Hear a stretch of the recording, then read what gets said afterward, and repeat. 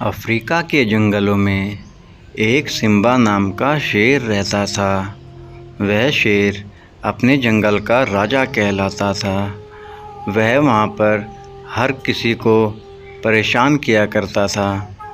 जो भी उसके रास्ते में आता वो अपनी जान से जाता था।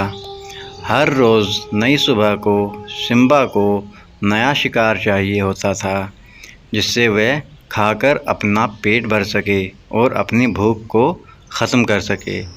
आज सुबह सिम्बा इसीलिए उठा है कि वो भूखा है और कुछ खाना चाहता है, और इस वक्त सिम्बा खाने के लिए दौड़ पड़ा है। उसे एक ज़ेब्रा नज़र आ रहा है, जिस पर वो हमला करने के लिए पीछा करता है। शेर ज़ेब्रा के बिल्कुल पीछे आ जाता है और उस पर आक्रमण करने लगता है। ये देखकर घोड़ा भागने की बहुत कोशिश करता है, लेकिन आखिरकार शेर तो शेर होता है। वह घोड़े पर सवार हो जाता है और उस पर काफ़ी हमले करता है, लेकिन घोड़ा हिम्मत दिखाकर वहाँ से भागने लगता है। शेर उसका फिर से पीछा करता है और इस बार घोड़ा घायल होकर नीचे गिर जाता है और सिम्बा अपना पेट भरना शुरू कर देता है। वह उसको खाकर ख़त्म कर देता है और उसके बाद खुश होता है।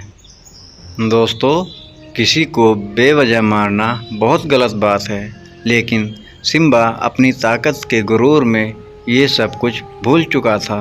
वो नहीं जानता था क्या सही है और क्या गलत। इतने में उसे एक और जानवर दिखाई देता है। पास जाकर पता चलता है कि वो भेड़िया नहीं, गीदड़ है, लेकिन वह गीदड़ को भी हमला कर घायल कर देता है और वह उसे खाना शुरू कर देता है।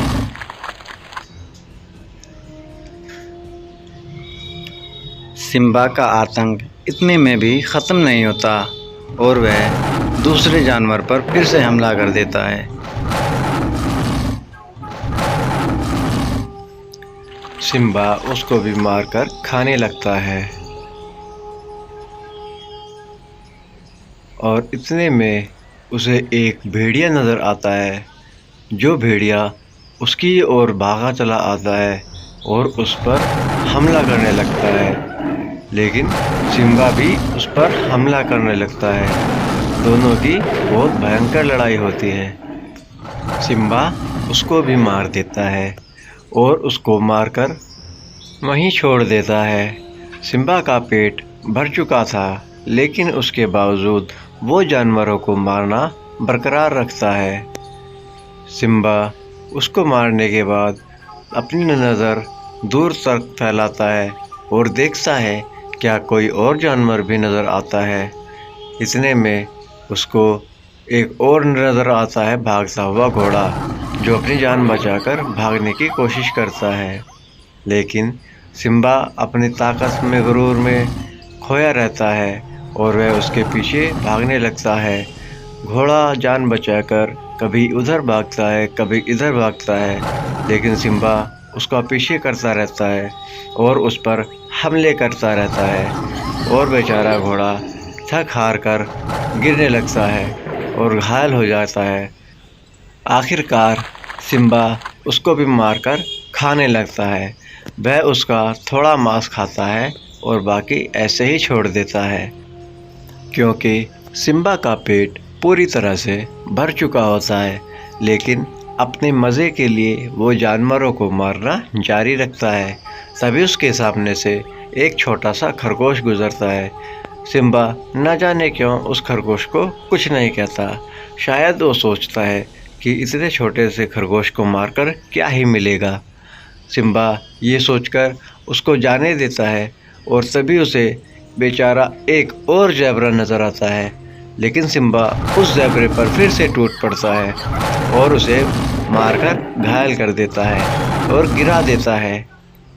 यहाँ तक कि सिम्बा उसको भी मारकर थोड़ा सा खाता है और बाकी उसको भी ख़त्म कर देता है। इसके बाद वह फिर से आगे बढ़ जाता है। तभी सिम्बा का सामना एक सांप से होता है। सांप को देखकर सिम्बा डर जाता है और वहाँ से जान बचाकर भागने लगता है। इतने में उसको वहाँ से भागने में ही अपनी भलाई नज़र आती है। वहाँ उसे एक खरगोश नज़र आता है, लेकिन वो उसको भी कुछ नहीं कहता और जान बचाकर एक पुल की तरफ भागने लगता है। सिम्बा को लगता है कि नदी पार कर लेने में ही उसकी भलाई है, और ये सोचकर सिम्बा पुल पर चढ़ जाता है और नदी पार करने लगता है। वह सांप बहुत ख़तरनाक होते थे, इसलिए सिम्बा ने सोचा क्यों ना इस पुल से बचकर ही भागा जाए।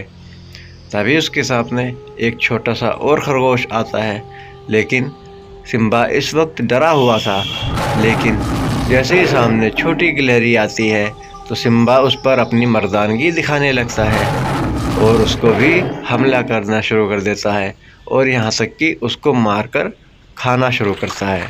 दोस्तों, इस भाग में केवल इतना ही। आगे की कहानी जानने के लिए देखना ना भूले भाग 2।